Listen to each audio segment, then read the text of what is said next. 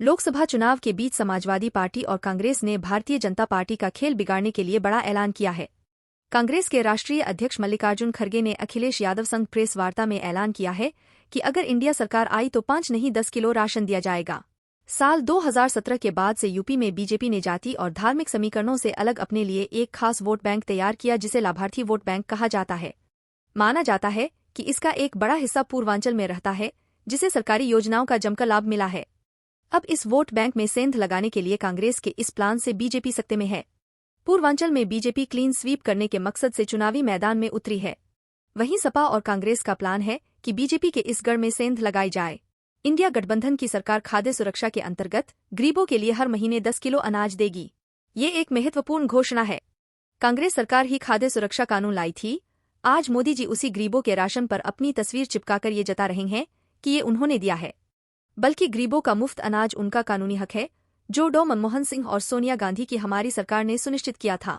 इससे पहले कांग्रेस के राष्ट्रीय अध्यक्ष मल्लिकार्जुन खड़गे ने दावा किया है कि 4 चरणों के चुनाव के बाद इंडिया गठबंधन आगे चल रहा है। 4 जून को भाजपा की विदाई हो जाएगी। खड़गे ने लखनऊ में बुधवार को समाजवादी पार्टी अध्यक्ष अखिलेश यादव के साथ संयुक्त प्रेस कॉन्फ्रेंस को संबोधित किया। उन्होंने कहा कि अब तक 4 चरणों के चुनाव हो चुके हैं।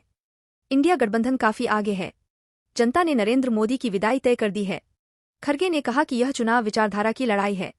एक तरफ वो लोग हैं जो कुछ अमीरों के लिए धर्म का इस्तेमाल कर रहे हैं और दूसरी तरह गरीबों और युवाओं के लिए लोग लड़ रहे हैं।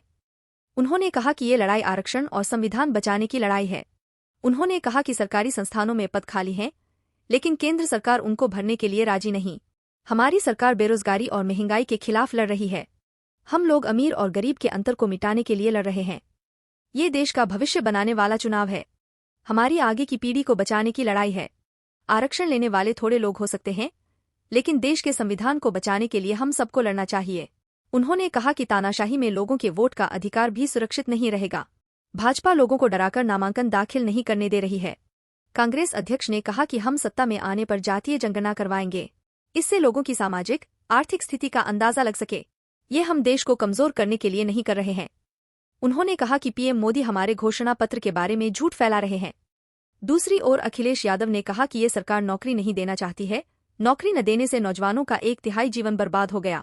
किसान, नौजवान, व्यापारी बीजेपी की पुरानी कहानी सुन सुन के थक चुके हैं। सपा नेता ने कहा कि बुंदेलखंड के लोग भारतीय जनता पार्टी को खंड खंड कर देंगे।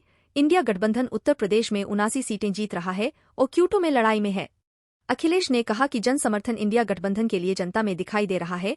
आने वाले समय में 140 करोड़ की जनता उनको 140 सीटों पर समेट देगी।